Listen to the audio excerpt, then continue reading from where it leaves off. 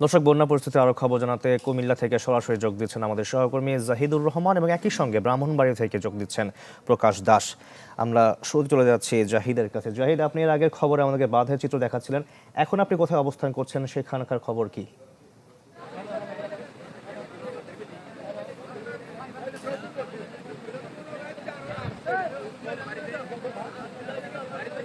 জাহিদ,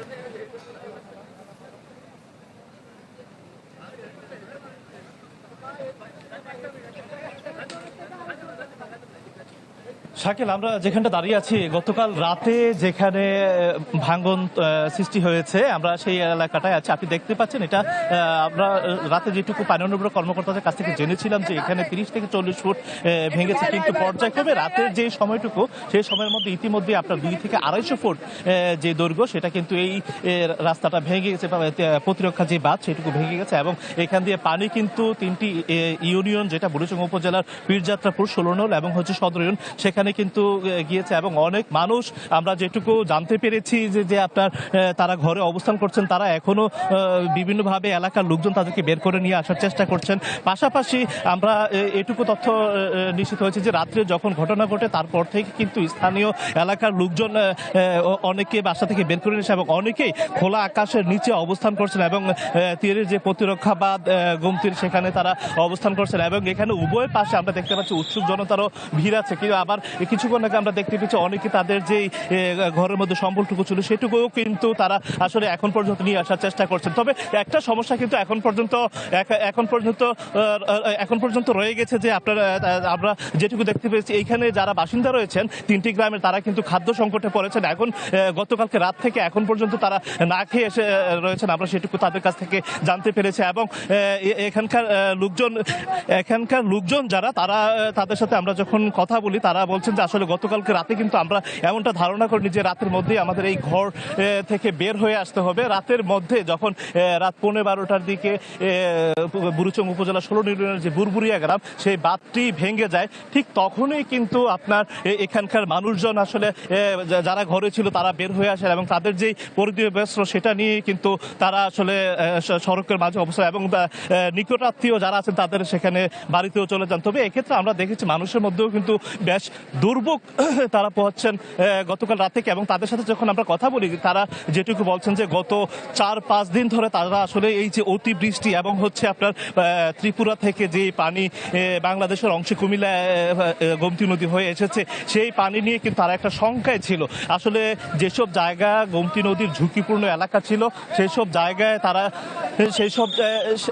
জায়গা আসলে আমরা মানে দেখেছি যে তারা বস্তা এবং আপনার বাঁশ দিয়ে তারা চেষ্টা করেছিল। আমরা এখানকার বেশ কয়েকজন উৎসুক জনতা রয়েছেন বা এলাকাবাসী রয়েছেন, আমরা তাদের সাথে কথা বলতে চাই যে আসলে এইখানে আপনারা যখন আসলেন, এখানে আসলে কি দেখতে পেয়েছেন এলাকার লোক?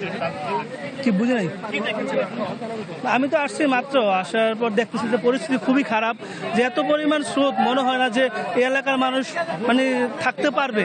সবাই নিরাপদ আশ্রয়ের জন্য যাওয়ার জন্য আসলে বলতেছি, যারা সবাই যাইতে পারে। আমরা আরো কয়েকজন যারা আসলে এখানে দায়িত্ব পালন করছে, আমরা একটু তাদের সাথে কথা বলতে। আপনি তো নিশ্চয়ই এই এলাকার, আসলে এখানে আসলে কি অবস্থা দেখেছেন কালকে রাত থেকে, একটু আমাদেরকে জানান।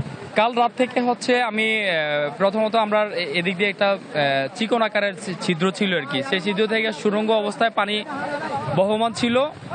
এটা আস্তে আস্তে বড় হতে লাগলো, হঠাৎ করে আমাদের 2 পারের দশে গেল। সে এখন থেকে যে ক্ষয়ক্ষতির পরিমাণ আপনারা দেখছেন, এদিকে অবশ্যই ক্যামেরা দেখা যায় মিনিমাম 70 থেকে 69টা ঘর লন্ডভন্ড হয়ে গেছে এবং একেবারে জলের সাথে মিশে গেছে। তো সেই সুবাদে ঠিক আছে, ধন্যবাদ। আপনি দেখছিলেন যে আসলে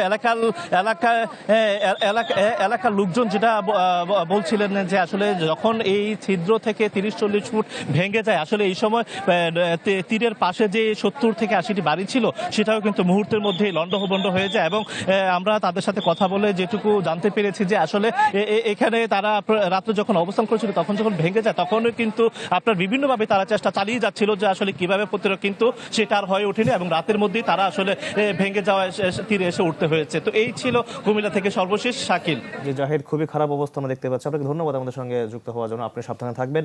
এবার চলে যেতে ব্রাহ্মণবাড়িয়া রয়েছেন প্রকাশ দাস। প্রকাশ, আপনার কাছে কি তথ্য আছে, সবচেয়ে কিছু জানা যাবেন? প্রকাশ। যে শাকিল, ভারতের ত্রিপুরা রাজ্য থেকে যে পাহাড়ি ঢল সেটি কিন্তু কিছুতেই থামছে না। গত 4 দিন ধরে কিন্তু আমরা লক্ষ্য করছি যে ব্রাহ্মণবাড়িয়ার সীমান্তবর্তী আখাউড়া উপজেলার বিভিন্ন পয়েন্ট দিয়ে কিন্তু এই পাহাড়ি ঢল কিন্তু এক নাগারে ধেয়ে আসছে। তবে গত 2-3 দিন আগেও যেরকম পাহাড়ি ঢলের তীব্রতা বা স্রোত ছিল, সেটি কিন্তু আজকে থেকে কিন্তু কিছুটা কম। তো আমি এখন দাঁড়িয়ে আছি আখাউড়া উপজেলার মুগরা ইউনিয়নের খোলাপাড়া গ্রামে। এই খোলাপাড়া গ্রামে কিন্তু যে হাওড়া নদীর বাঁধের একটি অংশ কিন্তু পাহাড়ি ঢলের তুরে কিন্তু ভেঙে গেছে। ভেঙে যাওয়ার ফলে কিন্তু এই বাঁধের আশপাশ দিয়ে যে বাড়িঘর ছিল সবগুলো কিন্তু বন্যার পানিতে কিন্তু ভেসে গেছে। এবং এই পাহাড়ি ঢলের কারণে আখাউড়া উপজেলার প্রায় 40টিরও বেশি গ্রামের মানুষ কিন্তু এখন পানিবন্দী অবস্থায় দিন কাটাচ্ছে। এছাড়াও পার্শ্ববর্তী যে কসবা উপজেলা রয়েছে, সেখানেও কিন্তু পাহাড়ি ঢলের পানির কারণে কিন্তু বেশ কয়েকটি ইউনিয়ন প্লাবিত হয়েছে বলে আমরা জেনেছি। সেখানকার উপজেলা প্রশাসনের কাছ থেকে আমরা যেটা জেনেছি যে আখাউড়া উপজেলা কিন্তু নতুন করে বায়েক, কায়েমপুর এবং গোপীনাথপুর এই 3টি ইউনিয়নে কিন্তু নতুন করে জলবদ্ধতা দেখা দিয়েছে এবং মানুষজন কিন্তু প্রায় 26টি গ্রামের মানুষ পানিবন্দী হয়ে পড়েছেন।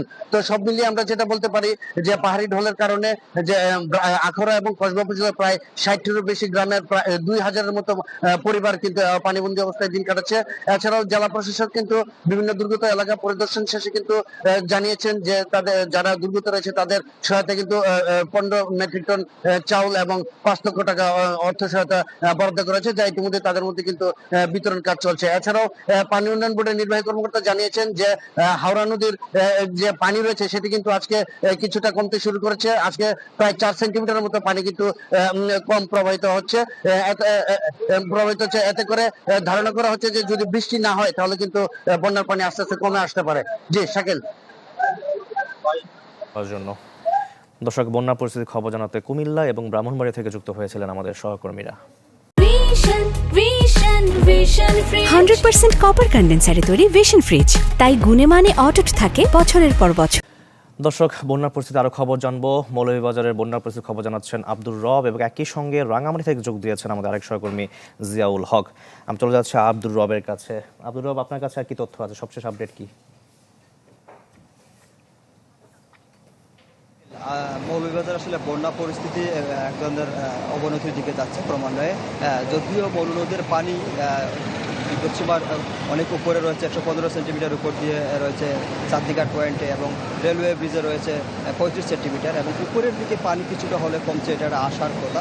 কিন্তু এখনো পর্যন্ত লোকালয়ে পানি আসলে প্রবেশ করছে, ফলে ব্যাপকভাবে বাড়িঘর যে প্লাবিত হওয়ার বিষয় সেটা হচ্ছে। আপনারা দেখতে পাচ্ছেন যে বিষয়গুলো আসলে নদী থেকে যে বিভিন্ন ভাবে পানিগুলো সেই বিভিন্ন গ্রামে প্রবেশ করছে, এবং গ্রাম থেকে বিভিন্ন গ্রাম নিচু এলাকার দিকে সেই পানিগুলো যাচ্ছে ক্রমান্বয়ে, এবং ফলে নতুন নতুন এলাকা, নতুন নতুন গ্রাম প্লাবিত হচ্ছে, এবং মানুষের যে অনেকের আমন ফসলের ক্ষেত ডুবিয়েছে, এবং যে মাছের ফিশারি, পুকুর সহ ব্যাপকভাবে মানুষের ক্ষতি হয়েছে। এবং আমি যে জায়গাটা দাঁড়িয়ে আছি সেই জায়গায় গতকাল রাতে একজন মাছ ধরতে এসেছিল, এবং সেখানে মাছ ধরতে এসে বন্যার পানিতে নিখোঁজ হয়ে যায়। সারাদিন খোঁজ করার পরেও তাকে পাওয়া যায়নি, এবং এখানে পরিদর্শন করতে এসেছিলেন রাজনগর উপজেলা নির্বাহী কর্মকর্তা।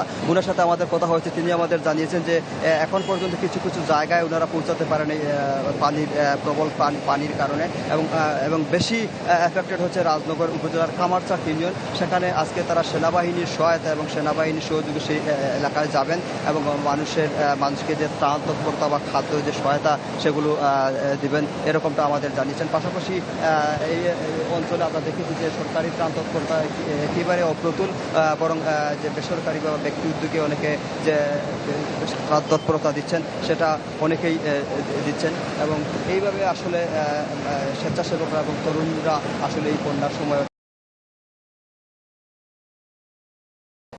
আব্দুর রব, আপনাকে ধন্যবাদ আমাদের সঙ্গে যুক্ত হওয়ার জন্য। দর্শক, বন্যা পরিস্থিতির খবর জানাতে মৌলভীবাজার থেকে যোগ দিয়েছেন আমাদের সহকর্মী আব্দুর রব। দর্শক, আমরা এবার চলে যাব রাঙ্গামাটিতে, সেখানে রয়েছেন জিয়াউল হক। জিয়া, আমরা দেখতে পাচ্ছি আপনি ঝুলন্ত ব্রিজের উপর দাঁড়িয়ে আছেন, সেই ব্রিজটিও ডুবে যাচ্ছে মনে হচ্ছে, কি অবস্থা জানাবেন? শাকিল, রাঙ্গামাটির যে উজান থেকে নেমে আসে যে পানি ছিল, সেই পানিতে আসলে রাঙ্গামাটির যে সীমান্তবর্তী উপজেলা সেই বাগাইছড়ি ইতিমধ্যে যে 8টি ইউনিয়ন এবং একটি পৌরসভা, সেটি পানির তলে এখনো পানিবন্দী মানুষ রয়েছে, প্রায় 20,000 সেখানকার অবস্থা।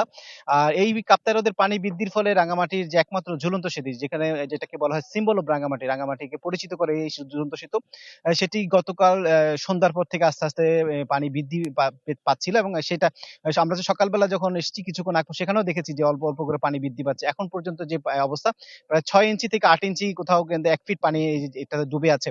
এবং এই পানি উঠার কারণে কিছু কিছু পাটাতন আমরা দেখেছি উঠে গেছে। এবং যারা যে 2-1 জন পর্যটক এসছে, তারাও আসলে হতাশা প্রকাশ করেছেন। এবং তারা বলছেন যে তারা এসেছিলেন ঝুলন্ত সেতু বেড়াতে, আসলে এই পরিস্থিতি দেখে তারা অনেকটা হতাশ হয়েছেন। আমি একজন এখানকার কর্তৃপক্ষের সাথে কথা বলতে চাই, আসলে যদি একটু বিস্তারিত একটু বলতেন আসলে কি অবস্থা, ব্যবসা বাণিজ্যের খবর কি, আপনাদের বোটগুলো এখন কি অবস্থা চলছে, যদি একটু জানান আমাদের সংক্ষিপ্ত। আসলে আমাদের ওই যে গতকাল থেকে আমরা ওই যে পানিটা অবজার্ভ করছিলাম, তো 21 ইঞ্চি ওই যে পাটাতন থেকে আপনার গতকাল বিকাল পর্যন্ত 21 ইঞ্চি আপনার নিজে ছিল। তো এই রাত থেকে আপনার সকালে ওই যে বোট থেকে আমাদের এই যে ঝুলন্ত ব্রিজের পানি প্রায় 6 ইঞ্চি মতন ওই যে পাটাতনে পানি উঠে গেছে আর কি। তো এতে করে আমরা আপাতত স্থানীয় লোকজনদের জন্য যাওয়া আসার জন্য আমরা ওই যে নৌকা অথবা বোট রেডি রেখেছি। আর টুরিস্ট যারা আসবে ওদেরকে আমরা নিরাপত্তার সহিত আমরা যে ঝুলন্ত ব্রিজে যারা যদি অপোজিটে দক্ষিণ পাড়ে যদি আমরা যদি ভ্রমণে যেতে চাই, ওর জন্য আমরা নিরাপত্তার জন্য ব্যবস্থা করেছি আর কি। যেমনটি বলছিলেন আসলে যে আপাতত আপনাদের ঝুলন্ত সেতু যারা যারা পর্যটক আছে তাদের জন্য তো এখন আপাতত বন্ধ রয়েছে, পানি কমলেই আবার তারা আবার চলাচল করতে পারবে, সেই কর্তৃপক্ষ এই জানিয়েছেন আমাদেরকে। শাকিল, জিয়া, আপনাকে ধন্যবাদ আমাদের সঙ্গে যুক্ত হওয়ার জন্য।